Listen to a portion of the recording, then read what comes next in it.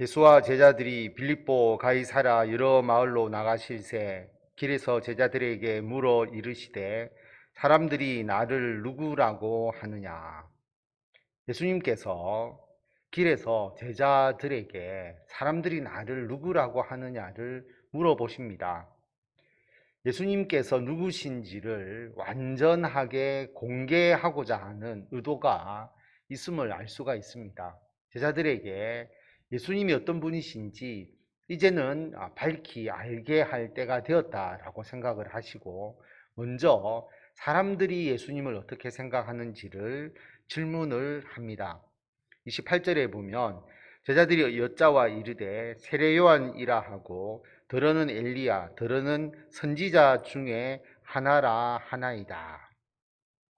어떤 사람들은 예수님을 세례 요한이다, 죽은 세례 요한이 다시 살아났다, 그렇게 생각을 하고, 또 어떤 사람은 엘리야, 말라기에서 예언된 오리라고 한 엘리야다, 그리고 많은 선지자 중에 하나, 예레미야나 그런 선지자와 같은 하나님의 말씀을 대언하는 자로 여기고 있다라고 제자들이 대답합니다.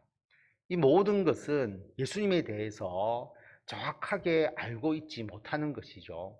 잘못된 생각입니다. 세례 요한일 수도 없고요. 세례 요한은 예수님을 오심을 준비하는 자이지 않습니까? 엘리야는 세례 요한을 말하는 것이지 예수님이 아니다라고 하는 것입니다. 선지자라고 하는 것은 일부는 맞지만 예수님을 선지자로만 치부하는 것은 예수님에 대해서 잘 알지 못하는 것이죠. 조금만 아는 것뿐입니다. 그래서 예수님께서 제자들에게 또 물으시되 너희는 나를 누구라 하느냐. 베드로가 대답하여 이르되 주는 그리스도 신이이다 하매. 그러면 너희는 나를 누구라고 알고 있느냐라고 그렇게 질문합니다. 제자의 생각이 중요하기 때문에 질문하신 것이고, 이 질문은 우리들에게도 주시는 질문이기도 합니다. 뭐냐 하면, 여러분, 세상 사람들이 어떻게 믿든지 관계없이 중요한 것은 나의 믿음이잖아요. 내가 예수님을 어떻게 믿고 있느냐. 이것을 예수님께서 이 시간 우리들에게 질문을 하십니다. 베드로가 주는 그리스도이십니다 라고 대답을 합니다. 마태복음에는 하나님의 아들이라는 말이 추가되고요. 누가복음에는 하나님의 그리스도이십니다 라고 그렇게 대답을 합니다. 핵심은 그리스도다라고 하는 것이고, 이 그리스도는 구약의 히브리어로는 메시아죠. 왕이고 선지자이시고 제사장이신 분, 그리스도. 그리고 다윗 왕조를 회복할 것이다 라고 믿어온 사람, 그리고 구약에서 예언된 오리라고 한 그 메시아, 그 메시아임을 베드로가 대답을 합니다. 주는 그리스도이십니다. 예수님께서 이에 자기의 일을 아무에게도 말하지 말라 경고하시고, 인자가 많은 고난을 받고 장로들과 대제사장들과 서기관들에게 버림받아 죽임을 당하고 사흘 만에 살아나야 할 것을 비로소 그들에게 가르치시되, 예수님께서 자기의 일을 그리스도이심을 아무에게도 말하지 말라라고 말씀을 하십니다.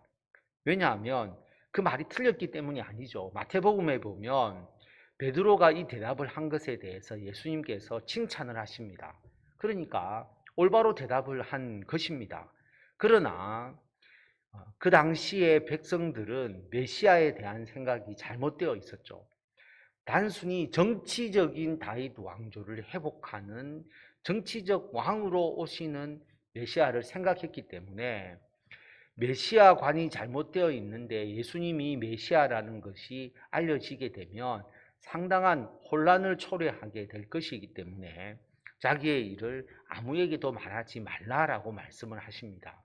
뿐만 아니라 이 대답을 한 베드로조차도, 그리고 함께 그 고백을 했던 제자들조차도 예수님의 메시아이심에 대하여 잘못 알고 있는 부분들이 있었다라고 하는 거죠.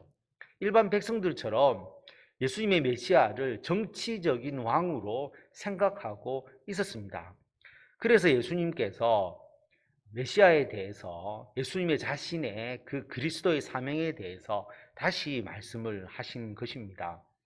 인자가 많은 고난을 받을 것이다.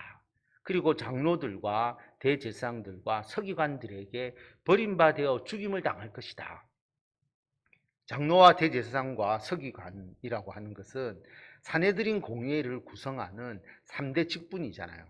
그러니까 유대인의 최고 종교 의결 기관인 사내들인 공회에서 예수님께서 재판을 받고 거기서 고난을 당하시고 죽임을 당하실 것임을 말씀하시는 것입니다. 그리고 사흘 만에 다시 살아나실 것을 그들에게 가르쳐 주시는 거죠. 고난당하는 메시아, 그리고 우리를 위해서 십자가에서 죽으시는 메시아, 그리고 부활하셔서 사망을 이기시는 메시아에 대해서 비로소 그들에게 가르쳐 주셨습니다. 알게 해 주신 것이죠. 자, 그 반응이 뭐냐 하면 드러내놓고 이 말씀을 하시니 베드로가 예수를 붙들고 항변하매, 예수님께서 처음으로 십자가의 순환과 죽음과 부활에 대해서 말씀하실 때 베드로가 예수님을 붙들고 항변합니다. 항변한다는 것은 책망한다는 의미거든요. 꾸짖는다는 의미입니다. 그래서 좋은 표현이 아니죠. 예수님을 붙잡고 꾸짖고 항변했다라고 하는 것, 책망했다라고 하는 것, 베드로는 고난받는 메시아에 대해서 동조할 수가 없었던 것이죠. 예수님의 죽음, 자기도 용납할 수 없는 것이고, 그렇게 되어버리게 되면 그 제자들이 예수님을 지금까지 따라왔던 모든 것이 다 수포로 돌아간다고 생각한 것이죠. 자기들은 예수님의 오른편, 왼편, 어느 자리에 앉을지를 생각하고 있었는데, 십자가에서 죽으시는 예수 그리스도는 상당히 자기들을 배신하는 그런 의미로 받아들여진 것입니다. 그래서 베드로가 예수님을 붙들고 항변합니다. 그렇게 되어서는 안 된다는 거죠. 십자가에서 죽어서는 되지 않는다라는 것을 이야기를 한 것입니다. 그래서 예수께서 돌이키사 제자들을 보시며 베드로를 꾸짖어 이르시되 사탄아 내 뒤로 물러가라. 내가 하나님의 일을 생각하지 아니하고 도리어 사람의 일을 생각하는도다 하시고, 예수님께서 돌이키셨다는 표현이 나오잖아요. 깜짝 놀란 거죠. 예수를 붙잡고 그렇게 되어서는 안 된다라고 이야기하는 베드로를 향해서 예수님께서 몸을 돌이키시고 제자들을 보시면서 베드로를 꾸짖습니다. 사탄아 내 뒤로 물러가라. 베드로가 사탄인 것은 아니잖아요. 조금 전에 베드로는 예수님을 그리스도로 고백까지 한 사람입니다.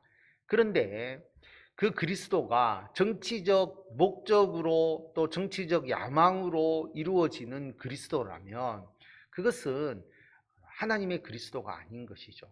사탄의 도구가 되어버리는 것입니다.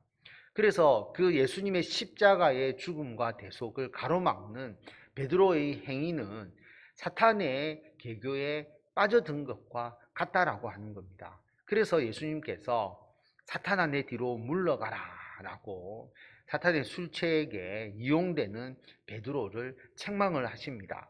그러면서 네가 하나님의 일을 생각하지 않고 도리어 사람의 일을 생각했다라고 말합니다. 사람의 일은 뭡니까? 정치적인 야망이죠. 그리고 정치적인 메시아를 통해서 자기가 뭔가의 영광을 얻으려고 하는 것, 이것은 모두 사람의 일입니다.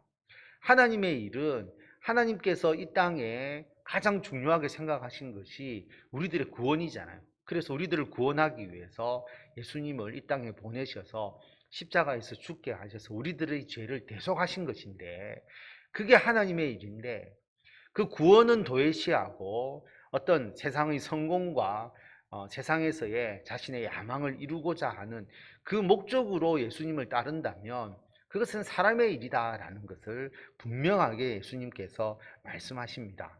그래서 무리와 제자들을 불러 이르시되 누구든지 나를 따라오려거든 자기를 부인하고 자기 십자가를 지고 나를 따를 것이니라.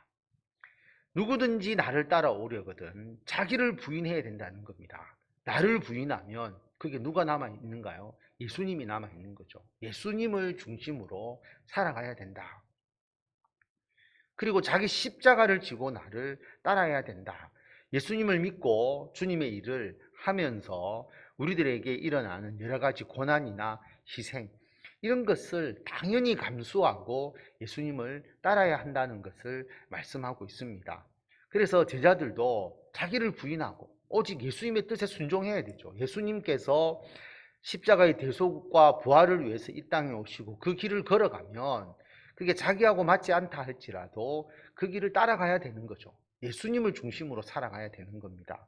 그리고 예수님께서 그 십자가를 지고 가셨기 때문에 그 일을 전하고 그 일을 위해서 살아가려고 하면 자기의 고난과 희생은 수반될 수밖에 없는 것이고 그것을 지고 예수님을 따라야 한다라고 말씀을 합니다. 누구든지 자기 목숨을 구원하고자 하면 잃을 것이요 누구든지 나와 복음을 위하여 자기 목숨을 잃으면 구원하리라. 누구든지 자기 목숨을 구원하고자 하면 잃을 것이다. 목숨을 먼저 생각하다 보면 핍박을 당했을 때, 그리고 예수 믿는 믿음에 대해서 누가 목숨을 위협할 때에 자기의 목숨 때문에 예수 그리스도에 대한 믿음을 포기하게 되잖아요. 그러면 자기 목숨을 구원하고자 했는데 오히려 영생을 잃어버리니까 목숨을 잃는 것이 되는 것이고, 누구든지 예수님과 복음을 위하여 자기의 목숨을 잃는다면 구원할 것이다. 순교하게 될 때에 자기의 목숨, 영원한 생명을 얻게 되는 것이고, 꼭 순교가 아니라 할지라도 이 정도의 각오, 예수님과 복음을 위하여 나의 목숨도 내놓겠습니다 라는 이 정도 각오가 있어야 당연히 구원을 얻을 수가 있다라는 것을 말씀하고 있습니다. 사람이 만일 온 천하를 얻고도 자기 목숨을 잃으면 무엇이 유익하리요? 사람이 무엇을 주고 자기 목숨과 바꾸겠느냐? 여러분, 온 천하를 얻었는데 이 땅에서 죽어버리면 그 얻은 온 천하가 무슨 의미가 있습니까? 그렇다고 한다면 가장 중요한 게 뭐냐? 자기의 목숨이라고 하는 겁니다. 자기의 목숨이 제일 중요하잖아요. 사람이 무엇을 주고 자기 목숨과 바꾸겠느냐? 어떤 것도 사람들이 자기 목숨과 대신해서 바꾸지 않습니다. 목숨이 제일 중요하기 때문에. 그런데 앞에서 예수님께서는 자기의 목숨보다 예수와 복음이 더 중요하다라고 말씀을 하신 거거든요. 왜냐하면 예수님과 복음을 믿고 예수님과 복음을 위해서 살아가야만이 진정한 자기의 목숨을 얻을 수 있기 때문입니다. 유한한 이 세상에서의 잠깐 그 생명이 아니라 예수님 안에서 영원한 생명을 누릴 수 있는 길은 온 천하를 얻는 것보다 더 귀한 예수와 복음을 믿고 그것을 지키는 삶이 되어야 한다라고 하는 것입니다. 그래서 우리 인간적인 육체의 목숨보다 더 중요한 예수와 복음을 위해서 살아가야 하고, 그럴 때에 진정한 영원한 생명을 우리에게 주신다라고 말씀합니다. 누구든지 이 음란하고 죄 많은 세대에서 나와 내 말을 부끄러워하면 인자도 아버지의 영광으로 거룩한 천사들과 함께 올 때에 그 사람을 부끄러워하리라. 누구든지 이 음란하고 죄 많은 세대에서 내 말을 부끄러워하고 예수님을 부끄러워하고, 그 말은 예수님을 온전히 믿지 못하는 거잖아요. 사람들이 음란하고 죄 많은 세대니까 예수님에 대해서 인정하려고 하지 않고 예수님 믿는 자를 핍박하기도 하고 비난하고 모욕하기도 하는데, 그렇다고 예수님과 예수님의 말씀을 부끄러워한다면 예수님도 우리를 부끄러워하겠다. 예수님이 재림할 때에. 그러면 우리가 온전한 구원을 받을 수가 없잖아요.